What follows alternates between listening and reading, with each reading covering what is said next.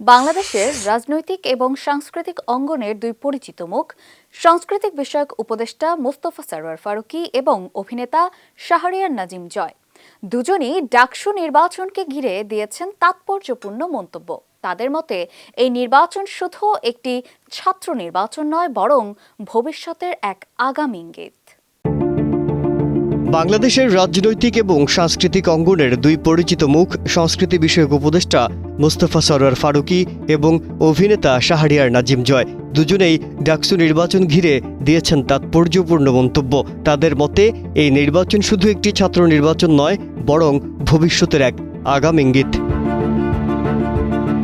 ঢাকা বিশ্ববিদ্যালয় কেন্দ্রীয় ছাত্র সংসদ ডাকসু এবং হল ইউনিয়ন নির্বাচনের ভোট গ্রহণ মঙ্গলবার সকাল ৮টা থেকে শুরু হয়ে বিকেল ৪টায় শেষ হয়েছে। এই নির্বাচনকে ঘিরে দেশের রাজনৈতিক এবং সাংস্কৃতিক অঙ্গনেও চলছে তুমুল আলোচনা।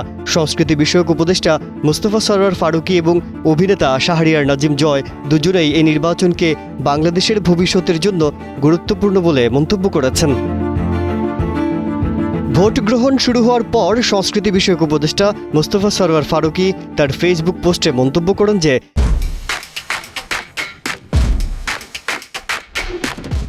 এই নির্বাচনের মাধ্যমে বাংলাদেশ নির্বাচনী ট্রেনে উঠে পড়েছে। তিনি এই উপলক্ষে সবাইকে অভিনন্দন জানিয়ে আরও বলেন, এরপর চলে আসবে জাতীয় নির্বাচনের ট্রেন, সবাইকে নির্বাচন মোবারক।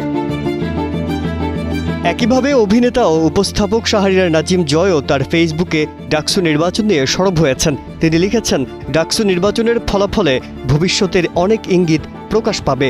ডাকসু শুধু ডাকসু নয়, জাতীয় নির্বাচনের আগাম সংবাদ। ভোট গ্রহণ থেকে ফলাফল সবকিছুই হবে ভবিষ্যতের বড় অঙ্ক।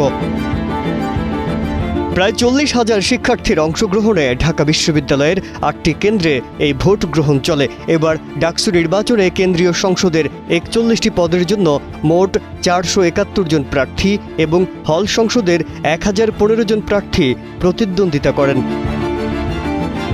মাজহারুল আলম, কালের কণ্ঠ।